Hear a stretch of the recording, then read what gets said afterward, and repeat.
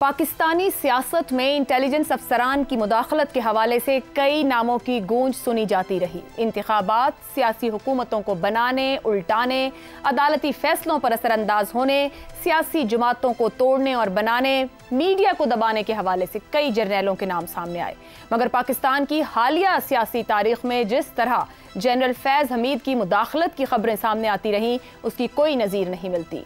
2017 के बाद से पाकिस्तान के इंतहाई मुतनाज़ अदालती फैसले हों, 2018 के इंतखाबात से पहले PTI मुखालिफ जमातों या लीडरों को दबाना हो, उसी साल इमरान खान की हुकूमत बनवाने के लिए इंटेलिजेंस इदारे की पूरी मुआवनत फराहम करना हो, अवामी मैंडेट को लूट कर MNAs, MPAs को दबाव और ब्लैकमेल करके PTI में शामिल करना हो, PTI दौर में जजेस की तैनाती हो, मीडिया पर पाबंदियां हो, नैब का इस्तेमाल करना हो, जजेस को ब्लैकमेल करके मतलब के फैसले लेना हो, मुतनाज़ अफगान पॉलिसी हो। अलगज़ पाकिस्तान का कोई एक भी बड़ा इंतजामी, सियासी और अदालती मामला नहीं रहा जिसमें जनरल फैज़ का नाम तवातुर से सामने ना आया हो।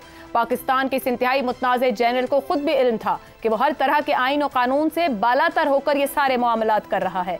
यही वजह है कि जनरल रिटायर्ड फैज़ ने नवंबर 2022 में अस्करी क़यादत में तब्दीली के साथ ही इस्तीफ़ा दे दिया।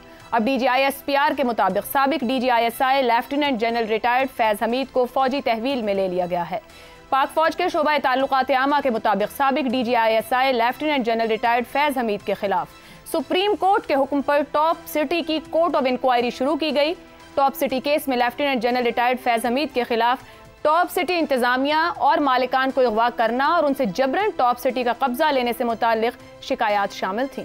ISPR का कहना है कि सुप्रीम कोर्ट ऑफ पाकिस्तान के फैसले की रोशनी में लेफ्टिनेंट जनरल रिटायर्ड फैज़ हमीद के खिलाफ पाकिस्तान आर्मी एक्ट के तहत तादीबी कार्रवाई का आगाज कर दिया गया है।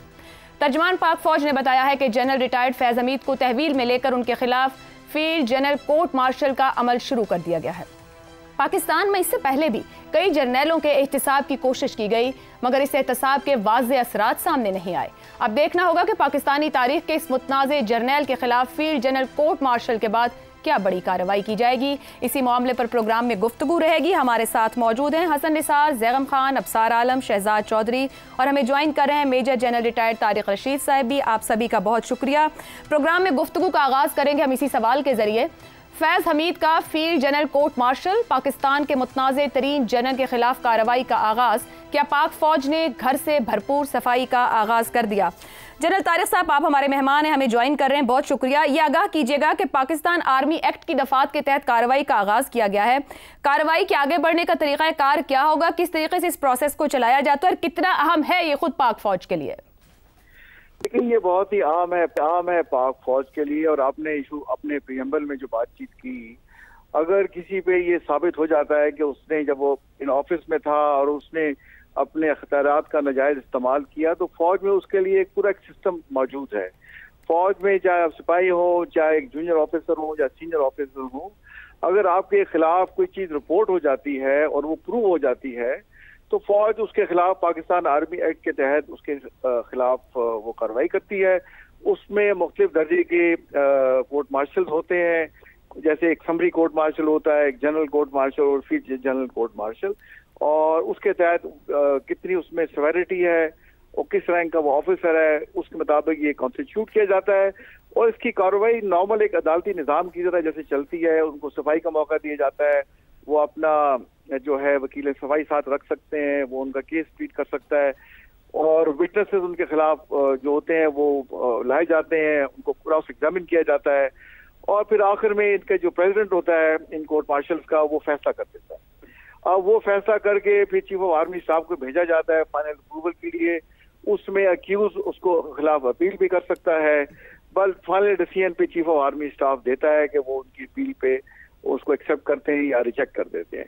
तो ये एक नटशेल में पूरा प्रोसेस होता है।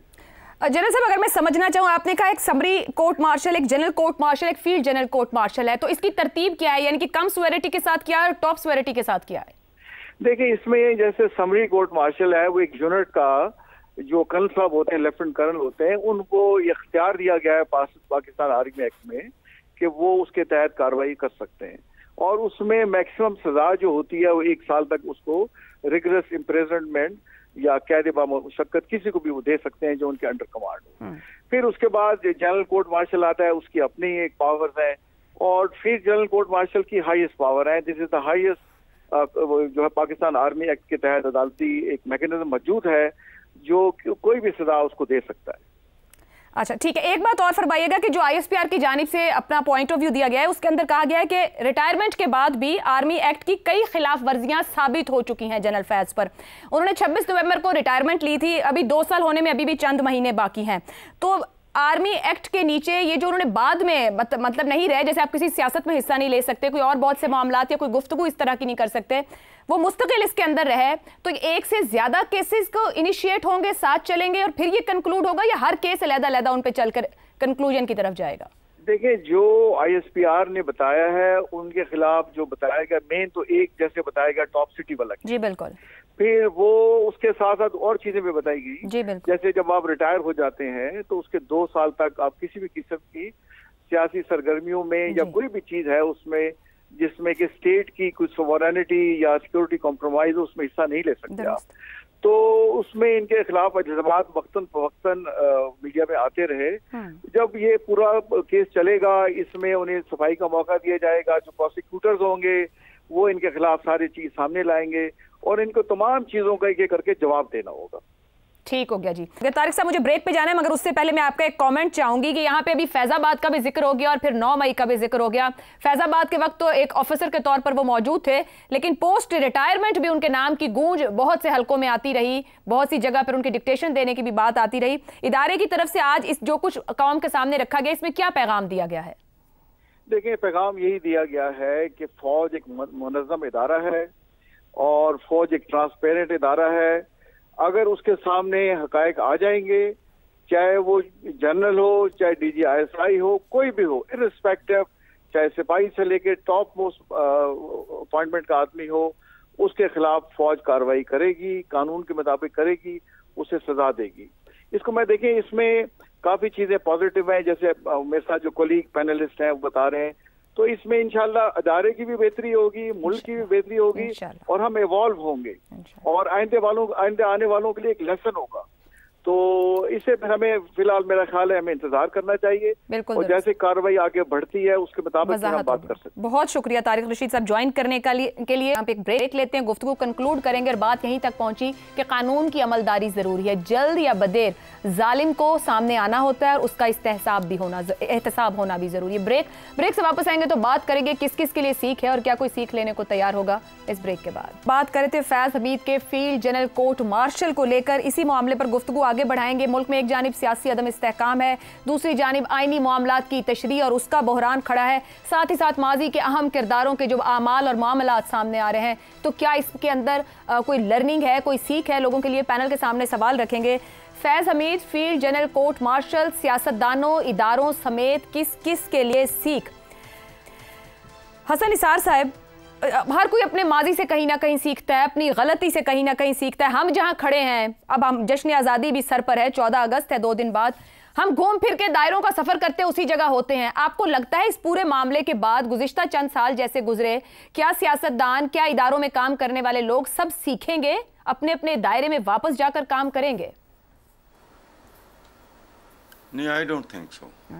इनके लिए इस काम के लिए जो आप सोच रहे हो, जिन बुनियादी जौहरी और लॉन्ग टर्म मेजर्स की या ज़रूरत है वो नायाब हैं, वो ना हमारा मिजाज है। और पाकिस्तान के बारे में तो मेरी कंसिडर्ड ओपिनियन है अनफॉर्चुनेटली कि इसका कोई शॉर्टकट है नहीं। अब ये मास्टर प्लान अगर 20 साल का, कोई 15-20 से लेके 25 साल का अगर नहीं होता और उस पर बिल्कुल मज़बन अमल नहीं होता तो जो मर्जी कर लो, बिट्स एंड पीसेस में नो, इट्स इम्पॉसिबल।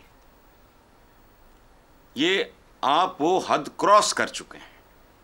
आप इसको रिवर्स करके देख लें, टॉप टू टो। ये एक बंदे का मसला नहीं है, एक जनरल का मसला नहीं है, 1, 2, 4, 10, 20, 50, 100 सियासतदानों का मसला नहीं है, द इंटायर नेशन।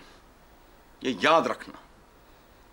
कैसी कैसी अजीब खबरें मिलती हैं। इंसानी माशरे में जुर्म होता है, गुनाह होता है, लेकिन यहाँ तो ऐसी ऐसी चीज़ें सामने आती हैं, खुदा की कसम यकीन ही नहीं आता कि ये कोई इंसानों का माशरा रह गया है। बिल्कुल ही नहीं। बाप को मार दिया, ये को कमाल है, पहली बार सुन रहे हैं।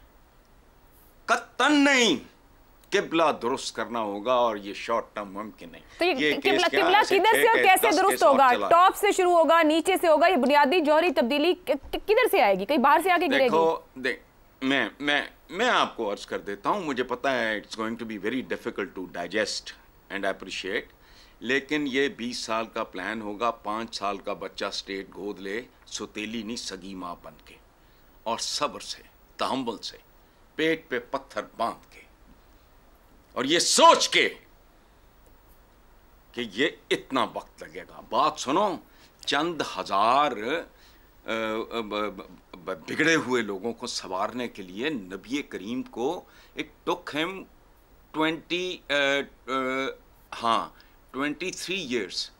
अरबी के कैलेंडर के मुताबिक उनका विसाल हुआ 63 साल की उम्र में, ये जो आजकल कैलेंडर उसके मुताबिक 61 साल, 40 साल की स्ट्रगल, जंगें, हिजरतें, जख्म, दुख। अमीर हमजा जैसे महबूब भाई, वो कहने को चचा थे, उनका तो एज में डिफरेंस ही 2-4 महीने का था। सही। तो उस पे उनके जो आंसू हैं, मतलब ये नहीं होता चंद हजार बंदों को रिफॉर्म। आपने इज्जड़ पाला हुआ 26 करोड़ का, ऐसे करते हैं जैसे इधर डालोगे उधर से निकालोगे, ये नहीं होना। दुरुस्त, आई एम सॉरी, दुरुस्त हो गया जी।